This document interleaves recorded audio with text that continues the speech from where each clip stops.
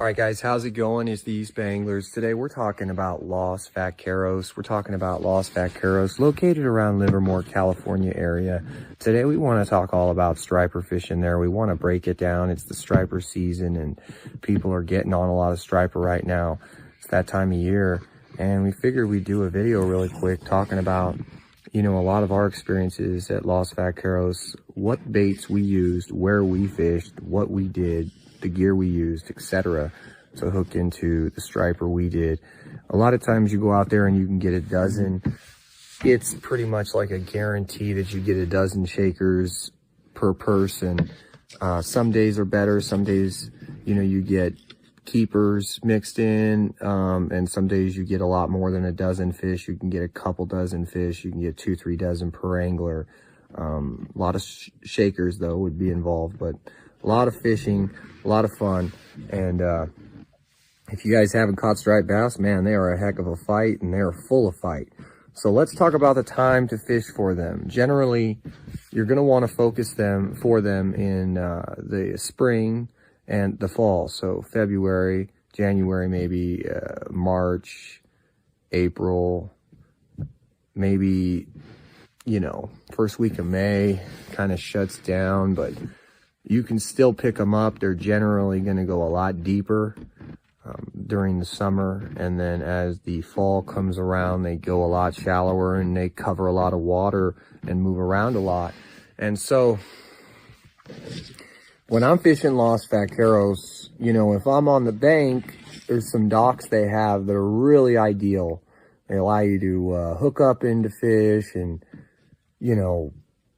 there's a lot of snakes out there, so you don't have to worry about the snakes. And generally the only issue with the dock is it gets crowded, and you got to be around a lot of people, which is not exactly why we all go fishing.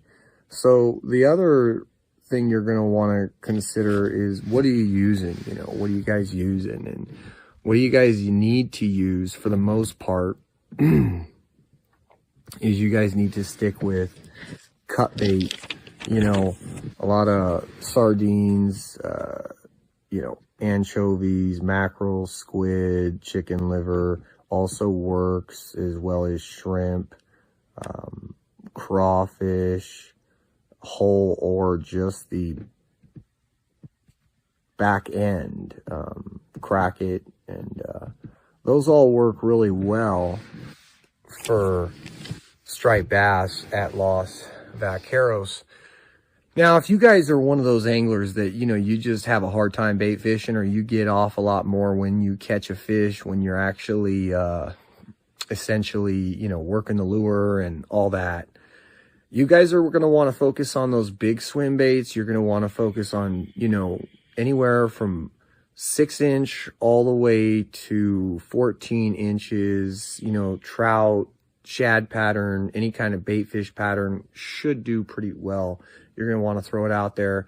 Anything that looks like trout, really, though, is ideal. And get out there and chuck those around where you find, the high percentage areas. And I guarantee you, within a short amount, of time, given that you're fishing in the spring or the fall, you will hook up into some monster size striped bass in Los Vaqueros. You will also hook up on some qualities and some quality fish, some shaker fish, or some, but I mean, you're going to up the size on average. When you go to those big swim baits over bait fishing on the shoreline, you're going to go for 1 to 5 bites a day instead of maybe a couple dozen.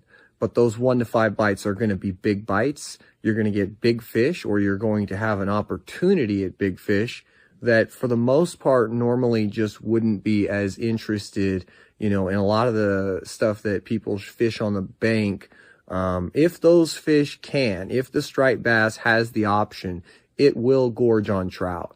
And if it has the option, it will gorge on other fish before it gorges on cut bait.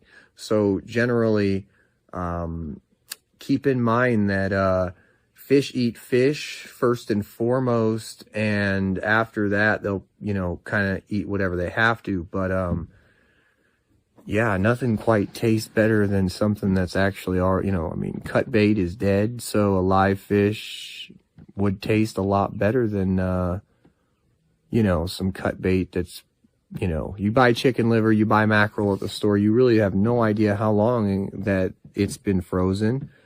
If there's been some type of additives to preserve it for a longer period of time, and how all those different things really affect, you know, the bite. A lot of times I notice that if I can get fresh fish and fish with that fish, cut bait when I catch smaller fish. So if you guys can get into some small panfish there or just anything and cut it up, use that cut bait, it's going to be way more effective because it's fresh.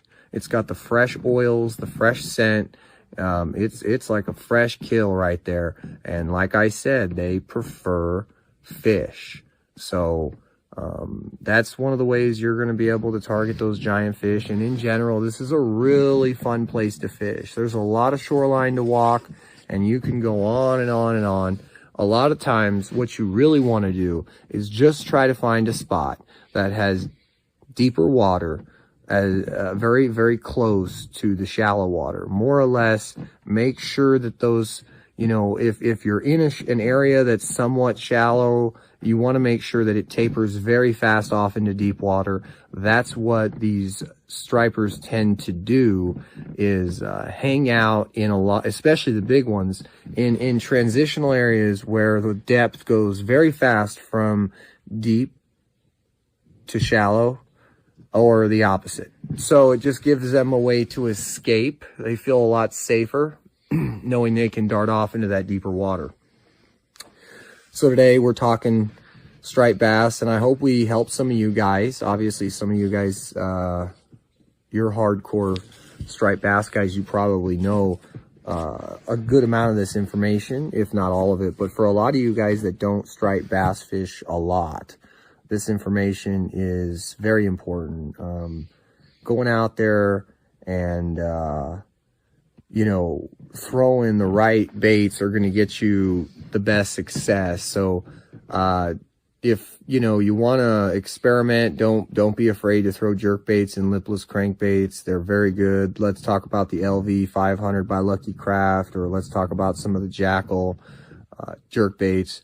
Very effective. So if you are into that particular bite, you know, you could get away with something along those lines, but you would really have to imitate, you'd have to throw a giant jerk bait imitating a trout, or a lipless crankbait that imitates some type of natural bait fish that's wild there. So keep all that in mind, guys. Get on some striper this year. And if you guys have any questions about stripers or the lake itself, let us know. You guys, it gets windy out there. It gets real gnarly, and getting in a boat is awesome. Having a boat gives you really good advantages when you fish there, but it's also costly.